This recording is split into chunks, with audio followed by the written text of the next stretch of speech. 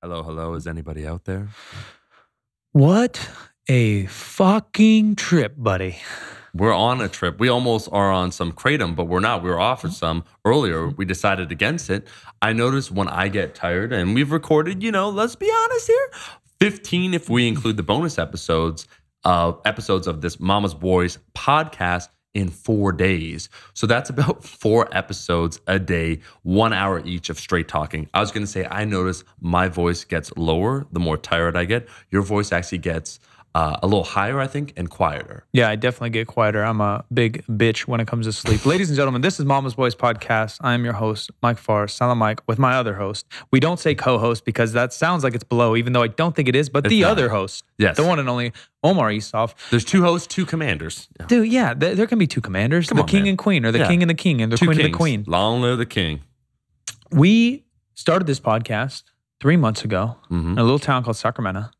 We didn't know what we were doing. From West Philadelphia, born and raised. We still don't know what we're doing. Yeah. But what is evolving is hopefully better content. We're starting to improve ourselves as interviewers or content creators on a different platform because each platform gets very different. But what we've come up with in our beautiful heads is that because we only want to do this shit live, in person. In front of your steaming naked eyes. Because I've done Skype interviews.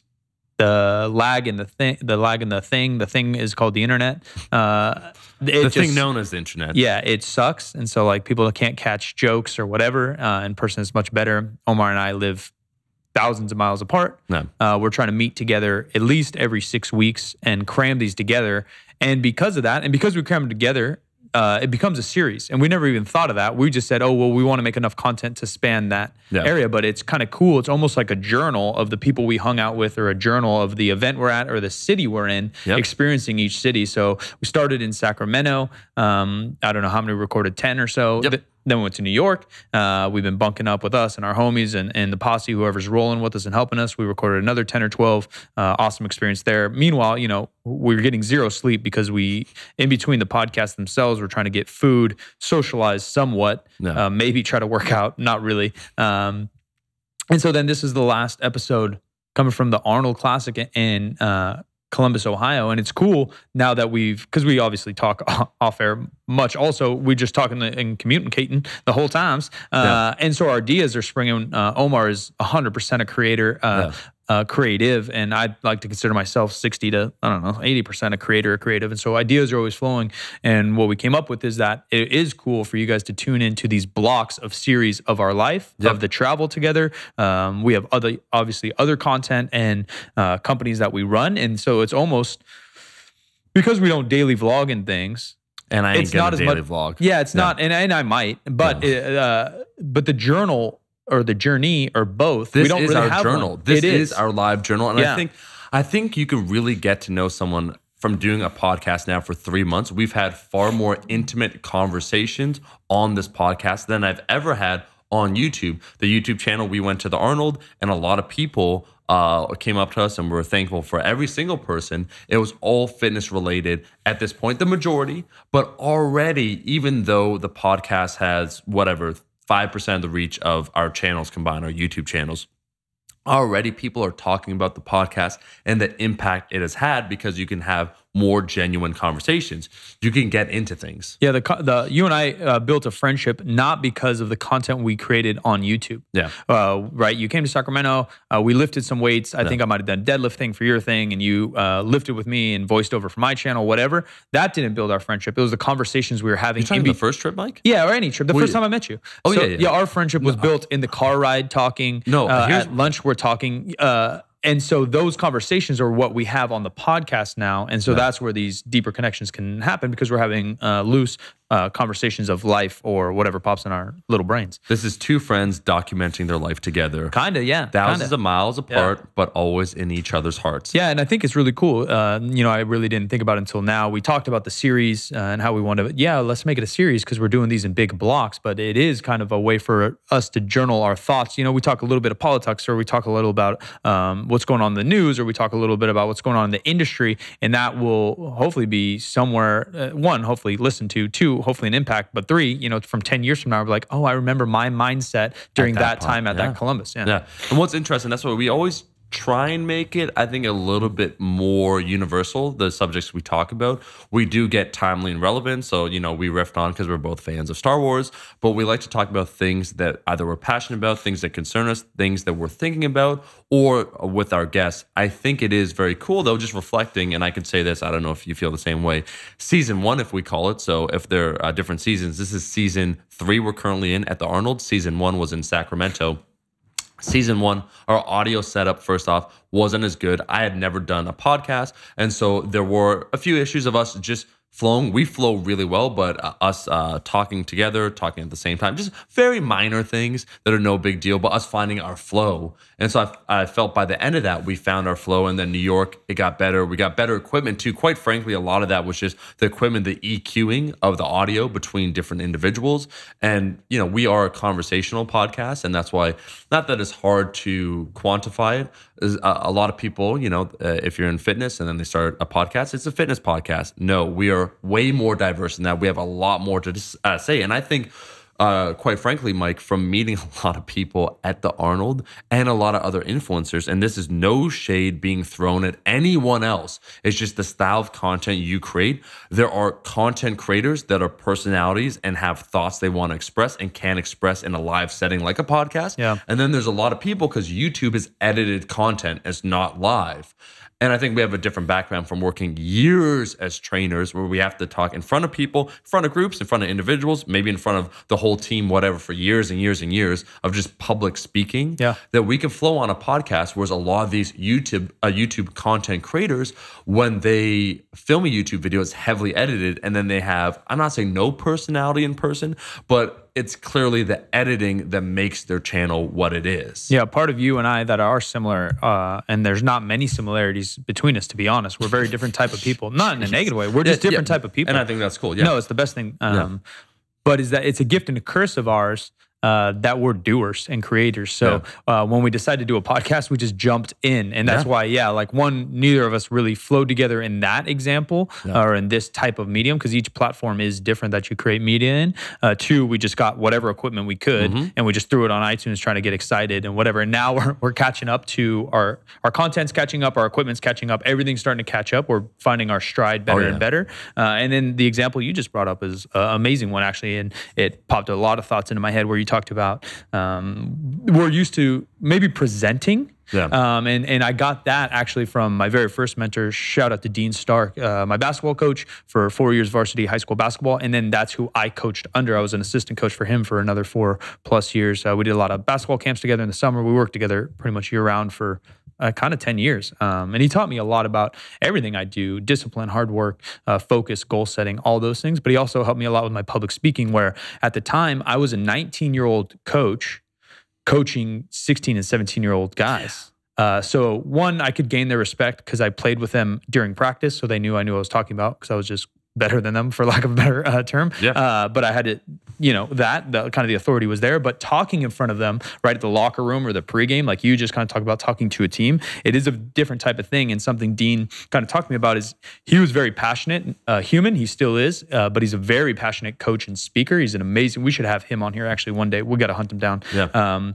But because of that, and because of he's really into psychology and motivation and everything that we're into, but he's been doing it, he's probably in his 40s, so he's been doing it forever since he was teens. He has a similar path to us, really. He talks about speaking quickly and speaking passionately, connecting with someone. If you speak slow and monotone, they're going to fall asleep and you're going to lose their attention. Now, again, that's different for different platforms. And the locker room is where I learned how to speak. And so I'm used to trying to get these kids revved up. I'm revved up. All our emotions and adrenaline are going. They're about to run out of this hallway and go play a game, which is so meaningful to them. And so a lot of times you and I are very excitable, which is a gift because we can catch attention, but sometimes we're a little too excitable. And for the podcast format now, I do think we are really flowing. I think each season we've only gotten better. I have to commend both of us, and yes, I'm going to do that. We're going to be the Mutual Admiration Society where we appreciate each other. That you said we're doers, and that is correct. And that is, again, a gift and a curse in the sense that, you know what, I'm fucking proud, dude, that it's been only 3 months. The podcast has been around for 2 months by the time this is out, 3 months total. We had the idea in November of making this happen. We immediately moved on it. We had help from Ryan getting the technical issues set up of the actual, recording equipment.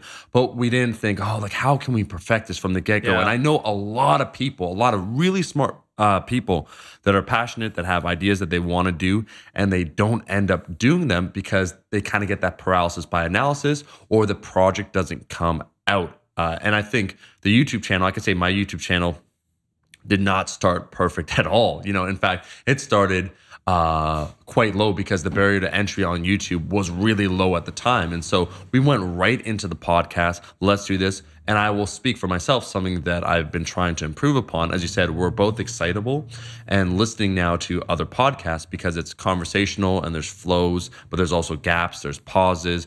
We are just in general, I think, two individuals that are more hyped and excited than the average person. If we look at, and you were telling me this, the podcast demographic, the average age of a podcast listener is a lot older than someone that watches YouTube. And so they're looking for a flow. They're looking for something to put on as they drive, or maybe they're in the room. We're in their ears because they're listening via earbuds. And so it's just about trying to fit that medium. The medium is the message. Yeah, lifting is obviously the core of who we are because it translates to so many things where you're constantly trying to optimize things as you're going on, but you're not hopping in the gym and, like you said, just at the best. You're not just deadlifting 600 pounds. And that's part of the fun and part of the journey is optimizing and seeing which ways we can get better. And no, we're not actors per se, but we do manipulate our tone as creators or creative people, and as, I guess, entertainers and content creators, where, if it's a serious video, even on YouTube, the tone's different than if it's a joking video or a funny video. The analogy might be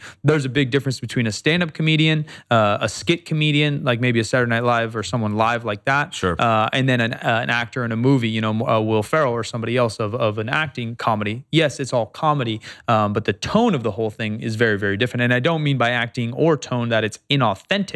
It's just there's different gears. Each car has a different gear for a different thing. If you're going 50, you got to be in third because you got a fast car. Most people might be in fourth. But and if you're starting the car, you got to be in first. That's how it goes. And it's the same engine. It's the same horsepower. It's not the same horsepower. I know you mechanical nerds will get there later, but it's basically just setting a different tone with the same tools that you already have.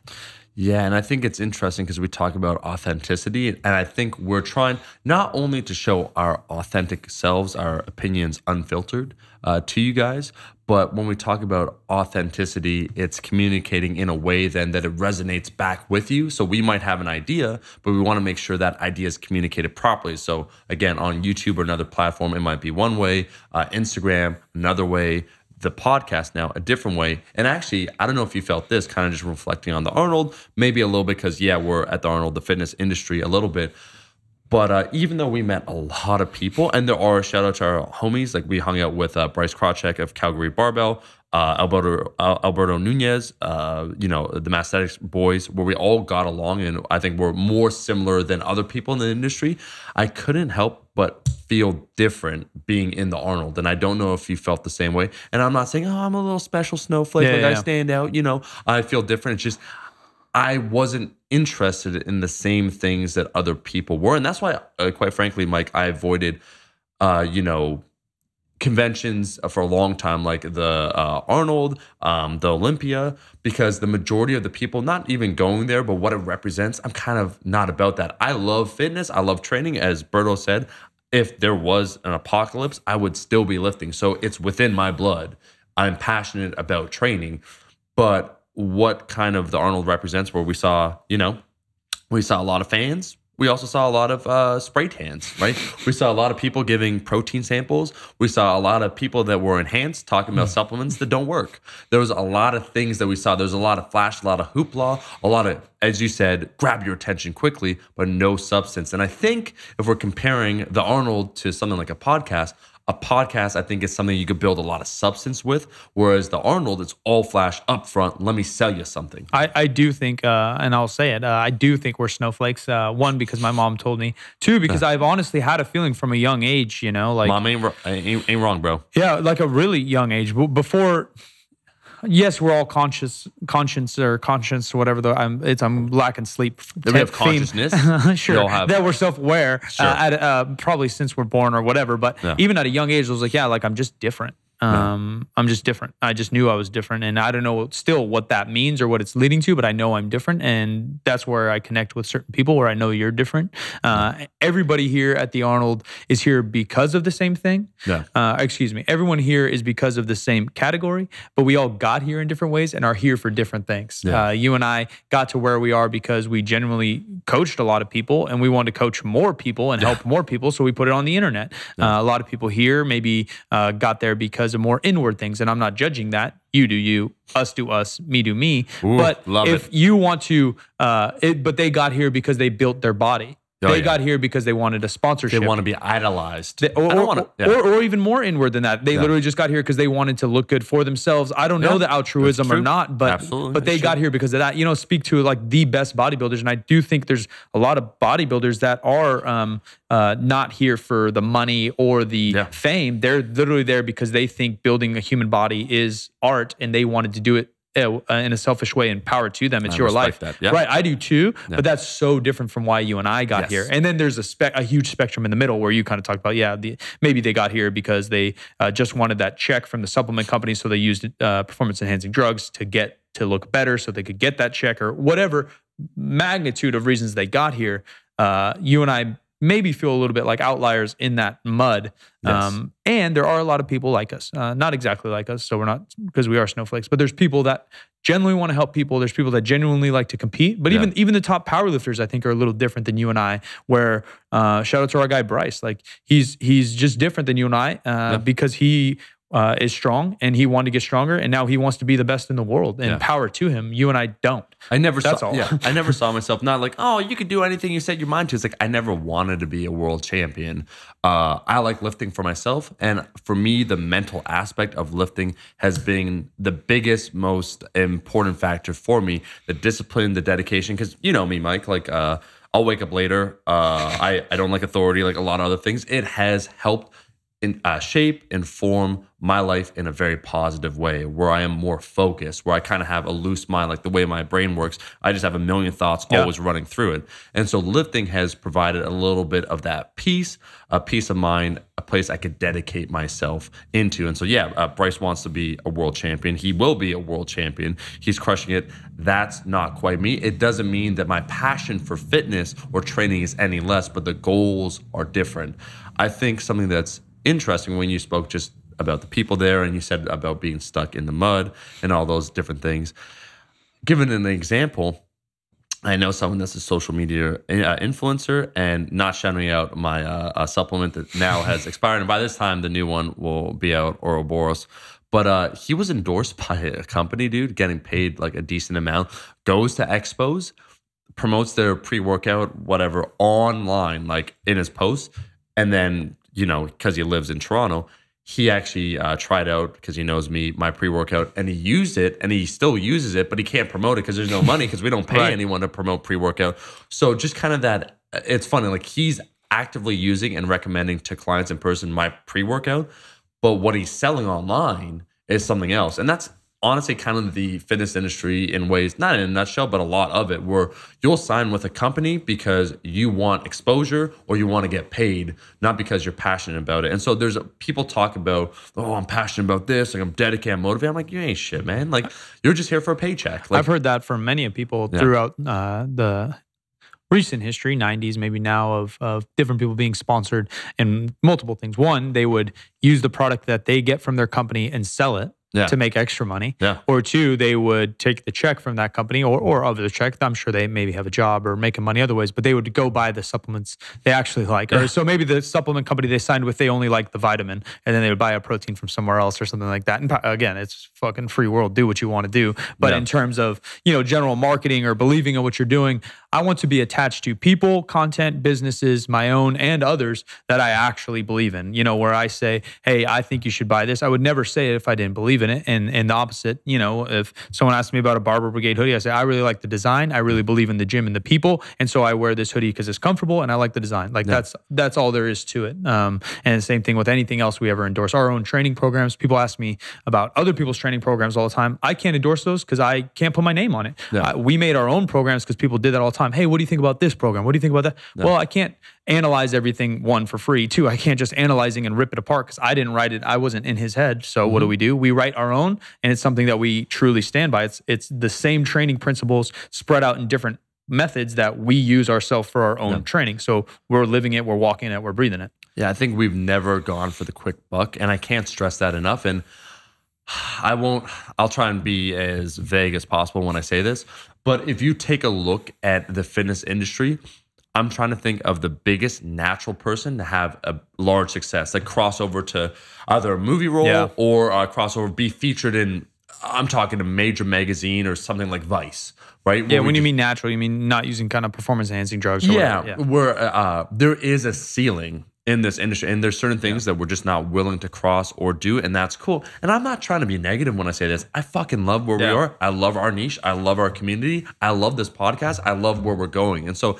I think, and that's why we talked a little bit about patriotism, the concept. If I love something, then I could critique it more closely. It's like my brother, if I don't like something that I see him do, I'll tell him first, upfront, immediately. Because that's just who I am. Yeah, that's not cool, bro. And it's out of love. It's not because I hate it. It's like, so about training. I love training. And so if I see people kind of not bastardizing it, but using it in a different type of way, or maybe the industry, that's just not what we're going to do. And so I don't think you and I have ever endorsed anything that we've not been comfortable with and have believed in. And that's why maybe going back to the snowflakes, we see ourselves as creatives because we have a lot of different ideas. Like, you know, you come up with ideas. We collaborated on the Mama's Boys logo, and it wasn't just like, oh man, we need like a cool logo. It's like, what represents us? What's the look and feel? We have ideas that we want to create. We're not trying to look at what's successful. Let's mimic that. In fact, we're almost contrarians because we're going back to what we like that's maybe, quite frankly, not popular now. But what we think's cool.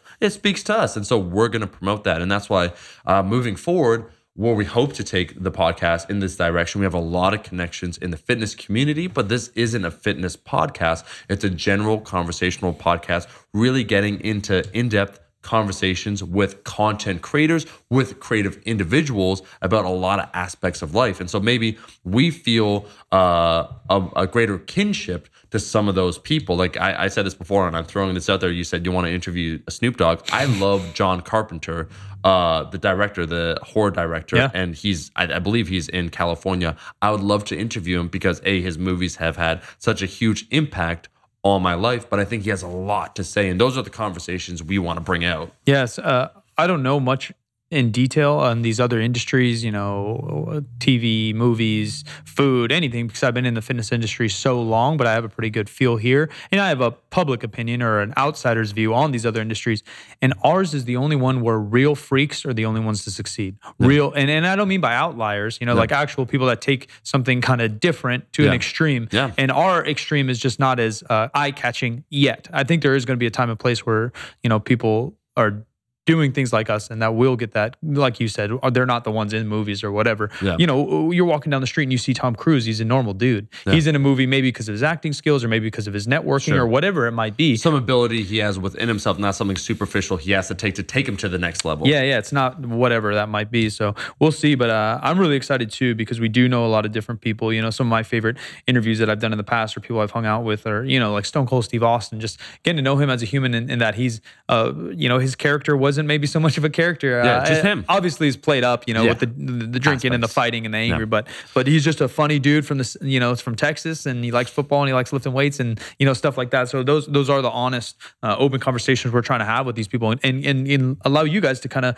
open a window and see in on the people you look up to, like Omar looks up to this director and I may look up to a musician or whatever, to see the inner depths of their thoughts, not just on their category. Not just surface level, right down to, and I thought one of the best podcasts we recorded for this season 3 at the Arnold was actually Hannah, your friend Hannah Eden, who went in depth about cancer, its effect on her best friend, how she's coping with it, you know, death, the loss of a loved one, all those huge things that maybe some people might be too scared to talk about. And I think if we gloss over it, and so I'll go back to kind of a short form format versus long form. So podcasts, you talk for 30 minutes, an hour. You really get in depth with a conversation. You make that human connection, and I think why podcasts are rising, why they're popular, is because we're all looking to be more connected. There's that social media sense where we connect online, like we're Instagram friends or whatever, but people are craving that personal touch of feeling someone else,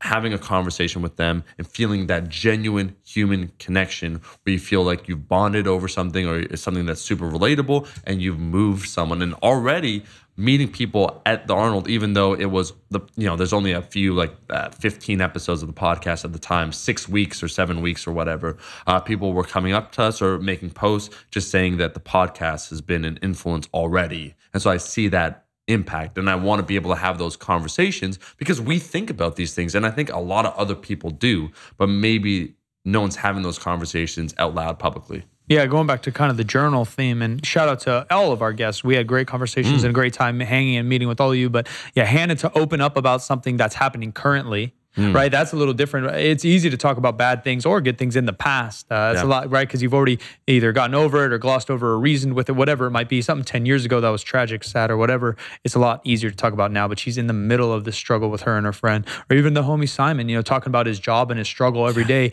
and maybe his goal every day, opening up because on the internet, he's a nutball, he's having fun, he's lifting weights, he's being goofy. But to see that, I don't think the world knows that Simon every day is trying to help young people of Albuquerque because they have such a shit life and a shit environment that they definitely don't deserve. And so he's going to try to find ways to help that out. And those honestly are the journal for them. And they don't know it yet either, but it would be cool, whether we're friends with them or not in 10 years, they'll be able to look back, or we'll be able to shoot that. And Simon said, oh, look at me now. I have 3 organizations and 3 gyms, and I'm helping all these kids lift weights. Or Hannah looking back and, oh, I did do the right thing by putting work on hold and going to run this this really stupid 800-mile run to help my family or help her friend's family and her really close friends. So not to sound like we're some angels trying to do greater good, but I do think that there's positive messages and positive content that you can put out there, and the things that we're going to try to do and the people we're going to try to talk to are of that nature. Man, and that's what you basically said it. Direct quote from one of my favorite movies of all time, Spike Lee's Do the Right Thing, where he tells the character, the mayor tells the character Mookie, he says, Mookie, remember one thing, always do the right thing. And I think we're trying to only net value add to someone's life with these conversations, with what we want to talk about. And so I think it's crazy that we can have different flavors. You kind of just spoke about that, where we could get super in depth with Hannah about something very tragic, very personal. Something also where, again, Simon from Aesthetics, like if you just view the YouTube videos a little bit, you would think one way, right? Where they're kind of edgy, they're trying to be almost a little confrontational, again, a contrarian to the general fitness trend, but there's depth underneath that, right? Like Simon actually feels a lot of different ways. He self-identified, he said, I was quite left, when I was in college, I was quite active, I want to make a change. And so these are things that are underneath that surface of that veneer of being just aesthetics. And so it's crazy how we could go from Hannah to Simon, and then we could go to, I remember that New York episode, which I think was vital that we recorded it, where it was called Kicked Out of New York, where you were kind of in the middle of some mild anxiety because we just had a shitty situation with some cops, and being able to show our authentic selves across a broad spectrum with a broad spectrum of people. Yeah, and just have a variety of conversations like Tom, Finn, and Huck. We had a great hour shooting the shit, talking about beer. Highlight for me was getting to chat twice with my old homie, Jim McD, who I've known for a long time, 8 years, maybe 7 years, be able to podcast again, having him on ours and have a casual, fun Airbnb conversation, and then both of us going on his podcast and getting a little more in depth and different. So the variety is the spice of life, someone says. Yeah. Isn't that weird, by the way, how with Jim, I didn't say it and I didn't say it out loud, but I will say it now. Jim's a great guy, but the thing I couldn't do when he was in the podcast with us, and I'm not sure if I ended up doing it, He gives me the vibe of being like an English teacher, like just someone like just a teacher. But I could not swear in front of him, I don't think. Or, or I was more hesitant, and that's a sign of respect to Jim and what he represents and kind of how he carries himself. Yeah, he carries himself very, very well, and he has a huge heart, and he has a great uncle type figure to me over the years, and he's always been there. I've always said it that I got a flat tire on the side of the road. Jim would be the guy that drive miles to come help me out. And I think that's the vibe you get right away from him, and a lot of people do. And shout out to him for what he's done in the industry and what he's done for me over the years. And those are the type of people we want to connect with moving forward in the future. I think, Mike, where are we going to be heading next? We're not sure 100%, but it looks like we're heading to Canada. So Toronto. Be sure to hit us up on Twitter. I'm Silent Mike with 2Ks. Silent Mike with 2Ks on Instagram. Omar Esoff on Instagram. Hit us with ideas of content and people you want us to chat with in Toronto. We've had a lot of fun here in Columbus. If you guys want to continue to support the podcast, we do appreciate you rating and review. Be sure to subscribe. We are pushing them out twice a week, Tuesday and Friday.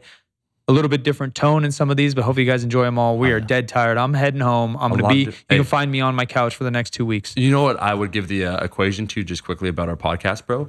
It's like ice cream. We're like ice cream, where everybody loves ice cream. There's different flavors. Just because you like chocolate doesn't mean you're not going to enjoy vanilla. So we have different episodes with different flavors, but they're all ice cream, so they're all delicious. I do love every flavor of ice cream. I'm just saying, who doesn't? I love it all. I've had what, lemon, and lemon's a pretty dog good shit. Enough. Yeah, it's good enough. I like it. Yeah, man, it works. Yeah. That's it's not my fave, but I'm in it. Yeah. Go ahead. Make sure, all I was going to say, I think you nailed it, buddy, is make sure the biggest thing you can do to help us out would be to leave us a rating on iTunes and a review too. Just let us know what you think. We appreciate everyone. Thanks for tuning in.